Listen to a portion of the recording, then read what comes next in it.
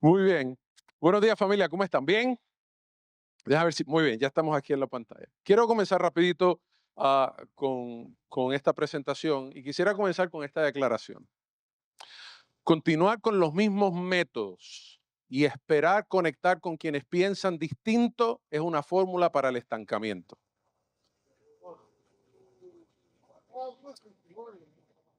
La quiero volver a leer. Continuar con los mismos métodos y esperar conectar con quienes piensan distinto es una fórmula para el estancamiento. Saben, la realidad es que yo no creo que no haya una iglesia sobre la faz de esta tierra que no diga amén cuando nosotros hablamos de misión. Nosotros vamos a las iglesias y podemos decirle a cualquier iglesia, no importa si es una iglesia ultra conservadora, una iglesia más contemporánea, si es una iglesia pequeña, una iglesia grande, usted dice, ¿cuántos creen que hay que predicar el evangelio? Y todo el mundo va a decir, amén. Sin embargo, el problema no es ahí. El problema es cuando se termina el sermón, cuando se termina la presentación y se reúnen los líderes y empieza a hablar cómo vamos a hacer esa misión posible. Y entonces casi siempre terminamos nosotros hablando de lo mismo que hemos hecho siempre. O cuando alguien propone hacer algo diferente, dice, no, eso no se puede cambiar porque aquí las cosas siempre se han hecho así. ¿Usted ha estado en una iglesia de esas? Siempre se han hecho así. Yo recuerdo una iglesia que literalmente el púlpito lo pusieron en la plataforma y lo sembraron en concreto para que nadie moviera el púlpito. Ah, y el gran dilema de nosotros es que hablamos de misión, hablamos de alcanzar al mundo, hablamos de efectividad, pero el gran estorbo con el cual no nos damos cuenta que nos está limitando es que terminamos siempre haciendo las mismas cosas. Y frente a esto, nosotros tenemos que hacernos una pregunta y tenemos que tomar una decisión. ¿Cambiamos o no cambiamos? Estos son los dos grandes desafíos que tienen la mayoría de las iglesias que están frente a este dilema. Número uno, que muchas iglesias, algunas iglesias, están tratando de sobrevivir con estrategias que tuvieron éxito en el pasado. Yo recuerdo cuando yo estaba allá y cuando la directora de jóvenes en mi iglesia, allá en mi país, pastor, ahí vamos a hacer una sociedad de jóvenes como esas que se hacían en Puerto Rico, esas sí van a funcionar. Bueno, si se hicieran probablemente allá otra vez, en esta generación, no sé si van a funcionar, mucho menos si pasaron hace 20, 30 o 40 años atrás. Y las iglesias están tratando de hacer algo nuevo, reviviendo lo que pasó y queriendo replicar el éxito del pasado. El pasado se convierte en un héroe y cuando el pasado se convierte en un héroe, eso es simple y sencillamente fórmula para estancamiento. Por otra parte, hay otros que tienen buenas intenciones y hasta tienen valor y dicen, ok, vamos a hacer el cambio, ¿qué es lo que hay que hacer? Vamos a hacerlo, demos el paso, no tengamos miedo, pero carecen de una estructura, carecen de un sistema, carecen de un plan a seguir, carecen de una visión clara, carecen de hacer las preguntas adecuadas a tiempo y comienzan a experimentar resistencia. Y no sé cuántos de ustedes les ha pasado eso en sus iglesias, que usted se lanzó a hacer algún cambio en el culto, en la liturgia, en el programa, cambiar el programa de viernes para sábado por la tarde o del sábado por la tarde para el viernes y por no haber tal vez hecho un proceso más saludable, empieza la resistencia, empiezan los golpes, empiezan los mensajes de texto, las quejas en la junta, pastor, me voy a ir de la iglesia, no voy a dar más diezmo, mandan la carta a la asociación, se quejan con el presidente, con el coordinador, lo llaman a usted, lo regañan y usted dice, yo no voy a estar ni aguantándole cosas al de la oficina, ni mucho menos al de la iglesia, que haga todo el mundo lo que quiera. Y nos acostumbramos a hacer más de lo mismo. Mantenemos a los hermanos contentos, mantenemos a la oficina contenta y ya está. Se murió el cambio, se murió la efectividad. ¿Cuántas veces hemos discutido sobre la necesidad de cambiar, pero terminamos haciendo lo mismo? Porque nos pasa esto. Añoramos que algo grande ocurra en la iglesia, que crezca, que mucha gente venga, que se bautice, pero al fin del día terminamos nosotros luchando con más de lo mismo. Pero esta es la pregunta central que tendríamos que hacernos. La pregunta central que tendríamos que hacernos es, ¿cómo podemos implementar cambios que honren nuestra herencia espiritual y al mismo tiempo nos permitan cumplir con el propósito misional en un contexto moderno? ¿Saben? Y yo quiero compartir con ustedes tres conceptos rápidos en los próximos minutos que me parece que son bien importantes al nosotros entrar en este tema. Número uno, quiero hablarles acerca de cómo hacer cambios sin perder identidad. Es solamente una introducción rápida. ¿Cuál es el propósito principal de los cambios y el hecho de tener un proceso y un plan claro? Y quiero comenzar diciéndole que sí, se puede cambiar sin perder identidad. La realidad es que la mayoría de las iglesias, cuando se le habla del cambio, el gran punto de resistencia es, vamos a dejar de ser adventistas, vamos a perder nuestra identidad. Si cambiamos, vamos a parecer evangélicos. Si cambiamos, vamos a parecer como aquella iglesia. No nos molesta seguir tal vez haciendo lo que hacemos y que parezca más una misa que un servicio, pero nos molesta parecernos a otra iglesia. Y tenemos un miedo y un terror a perder identidad. Y yo quiero decirte, eso es un mito. Sí se puede cambiar y no se tiene que perder la identidad. No tenemos que tener temor con eso. Dicho sea de paso, para mí este es el concepto más importante que tal vez, si el libro mío se perdiera, el librito que hicimos ahora, si se perdiera y solamente se salvara esta cita, eso sería suficiente para mí. Y yo quiero compartirla con ustedes. Y este concepto para mí es básico y yo espero que pueda quedar con ustedes esta mañana. No hay una sola forma de comunicar el evangelio, pero solo hay un evangelio que comunicar. Y para mí esto es fundamental, porque cuando hablamos de cambio, no estamos hablando de cambiar el evangelio, no estamos hablando de cambiar la esencia, no estamos hablando de cambiar lo que Jesús nos dio, estamos hablando de cómo nosotros podemos buscar formas y maneras que sean más efectivas para que la gente en esta generación, en este mundo, diferentes culturas, diferentes pensamientos puedan entender el evangelio que salva y que transforma. De eso se trata el cambio. Es que no hay otro evangelio, es uno. Pablo le dice a los Gálatas, no es que hay otro evangelio, hay un solo evangelio. El evangelio no lo cambiamos, pero sí podemos adaptar las formas y las maneras de conectar ese evangelio con otras personas. ¿Qué es lo que ocurre? Cuando este concepto no se entiende, pasan dos cosas. Cuando este concepto no se entiende, pasan dos cosas. Número uno, la primera parte de la declaración dice, no hay una sola forma de comunicar el evangelio. Cuando esa parte no se entiende, el problema es que nos volvemos rígidos, nos volvemos inflexibles.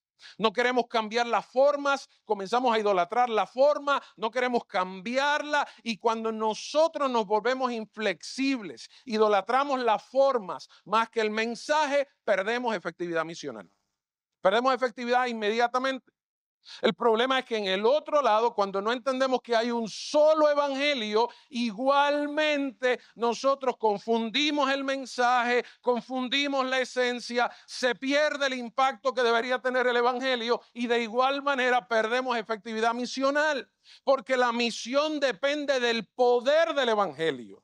Cuando el evangelio se presenta, es poderoso para cambiar corazones, para transformar, para hacer nuevas todas las cosas. Nosotros solamente buscamos formas y maneras por las cuales otras personas diferentes a nosotros puedan comprender la esencia de ese poderoso evangelio. Entonces, amigos, quiero compartirle y decirle, para esto, la iglesia necesita entender el concepto de contextualizarse. Y esto es toda una presentación que pudiéramos hablar, pero yo quiero decirle que contextualizarse en esencia es nosotros adaptar el evangelio al pensamiento, al lenguaje de la gente para que ellos lo puedan procesar. No existe una manera para presentar el evangelio que todo el mundo lo entienda. Cuando yo comienzo a hablar, yo parto de mi cultura, de mi tradición. La cultura es algo muy profundo, no solamente depende de mi país, depende de mi generación, depende del lugar de crianza, depende de la familia, depende de la educación, depende de muchísimos factores. No es solamente un solo factor, así que no va a haber una sola forma en la cual todo el mundo pueda entenderlo claramente. Dicho sea paso, Jesús no hizo eso. Si nosotros leemos el Evangelio, la persona que supo contextualizar el evangelio de la mejor manera fue Jesús.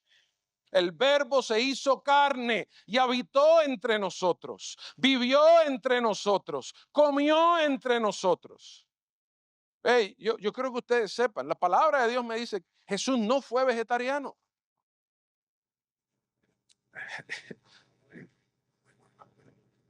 Jesús se sentó a la mesa y se comió los pescaditos con la gente, y cuando tenían hambre los multiplicó, los panes y los peces, y aún después de resucitado estuvo allí y le puso los pescaditos allí en el grill a los muchachos, y Pedro se tiró y mojado llegó, y allí Jesús lo afirmó su ministerio otra vez con comida en la mesa. Jesús se contextualizó.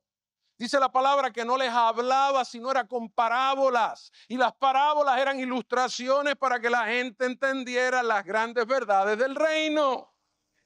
Jesús le habló a Nicodemo y le habló a la mujer samaritana. Son dos conversaciones del mismo tópico con diferente approach, con diferente acercamiento, con diferente metodología. Jesús sabía contextualizarse. Y si hay algo que nosotros no tenemos que tenerle miedo, es a nosotros como iglesia decidir ser relevantes contextualizando nuestro evangelio. ¿Cuál es el propósito de los cambios? El propósito principal de los cambios. Casi siempre la gente piensa que los cambios es para estar a la moda. Y yo quiero decirle que no. Bíblicamente nosotros no tenemos ese mandato. El cambio, dicho sea de paso, no es un fin en sí mismo. Voy a volver a repetir esta parte que es importante. El fin no es cambiar. El cambio es un medio para nosotros poder continuar cumpliendo con la misión. Eso es el cambio. El cambio es que simple y sencillamente hoy a los muchachos no le puedo usar las mismas ilustraciones que usaban cuando yo estaba en la iglesia, porque el mundo cambió, han pasado 20, 30 años. Es más, ¿cuánto ha cambiado el mundo en los últimos 5 años? Tenemos una generación después del COVID que es diferente. Tenemos una generación después del 9/11 que es diferente. Tenemos una generación que conoce todo a través de los celulares y uno que todavía no sabe usar aplicaciones en el teléfono. Entonces hay que saber adaptarse. El propósito del cambio es crear adaptaciones para usted poder seguir siendo efectivo misionalmente. El cambio es un medio, no una finalidad. La finalidad es que el evangelio llegue a la gente y los transforme en el nombre de Jesús. Y como es un medio, nos podemos adaptar constantemente, nos podemos ajustar sin ningún problema. Entonces, leo esta cita: el cambio en el contexto misional es más que una simple renovación estética o administrativa. Es un proceso espiritual, intencional y estratégico que busca alinear a la iglesia con la voluntad de Dios, asegurando que estamos cumpliendo su misión en el mundo. El propósito es que más personas vengan aquí. Pablo dice, al judío me hago judío, al romano me hago romano, y después utiliza en griego la palabra gina, que es una declaración de propósito. ¿Para qué? Para que tan solo pueda ganar aunque sea uno. El propósito de los cambios es que tal vez ese uno que queremos ganar puede ser hijo suyo. Puede ser su sobrino, puede ser el hijo del anciano, puede ser el hijo del tesorero, aunque sea uno. Iglesia, estaba hablando con el pastor Armando. Hasta que no nos duela más seguir perdiendo a nuestros hijos, a nuestros jóvenes y a la gente de la iglesia, que los cambios que tenemos que hacer, los vamos a seguir perdiendo. Hasta que no nos duela más la gente que se nos van por las puertas de la iglesia, que no nos duela más eso que el dolor de cambiar, de hacer algo diferente, de salir del status quo, de salir de ese mueble reclinable donde nos estamos durmiendo. Hasta que no nos duela más la gente que perdemos, se nos van a seguir yendo. Iglesia, Dios nos llamó para algo más grande, no para conformarnos con más de lo mismo. Por último, quiero decirle, ¿esto es necesario? Sí, tiene que haber un proceso claro. En el libro, y hay muchísimos autores que hablan de esto, autores cristianos, Tom Rainer habla de esto, tiene un modelo muy simple también y muy lindo. Tony Morgan tiene un proceso bien interesante también. Ustedes lo pueden leer en el libro Unstuck Church. Este es el que simple y sencillamente nosotros hicimos y estamos proponiendo a las iglesias que pueda servir como una herramienta, como un instrumento. Le llamamos camino, es un acróstico de 6 pasos y hacen la palabra camino. Y número 1, la iglesia antes de invertirse en ningún cambio necesita tener claridad. Claridad es, usted tiene que hacer una evaluación. Son procesos evaluativos. Ningún cambio debe comenzar si no se ha hecho un proceso evaluativo primero. Hay que hacer preguntas. ¿Dónde estamos? ¿Qué funciona? ¿Qué no funciona? ¿A quién estamos alcanzando? ¿A quién no estamos alcanzando? Necesitamos evaluarnos. Un médico no puede darle un diagnóstico a usted hasta que no ve los laboratorios.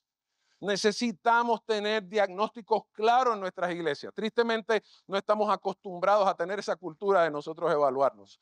Necesitamos tener claridad, crear sentidos de urgencia. A partir de ahí, nosotros crear alianzas, crear equipos que podamos comenzar a tener visión. No todo el mundo va a tener la visión clara al principio. Así que hay que comenzar con unos pocos. Hay que crear un mapa. Hay que definir cuál es nuestra visión, cuál es nuestra misión, cuáles van a ser las estrategias. Si usted no sabe para dónde va, usted ya llegó o no va a llegar a ningún sitio. Número 4, usted tiene que hacer procesos de implementación que sean saludables, procesos de implementación que vengan con educación, procesos de implementación que puedan bendecir a la iglesia. Navegar es hacer ajustes y optimizar es usted seguir sacando provecho de esos cambios que ha podido lograr. Y por último, quiero terminar con esto. Si me regala un minutito, José, yo sé que probablemente algunos no me van a creer mucho lo que yo le estoy diciendo, pero probablemente le pueden hacer más caso a esta autora.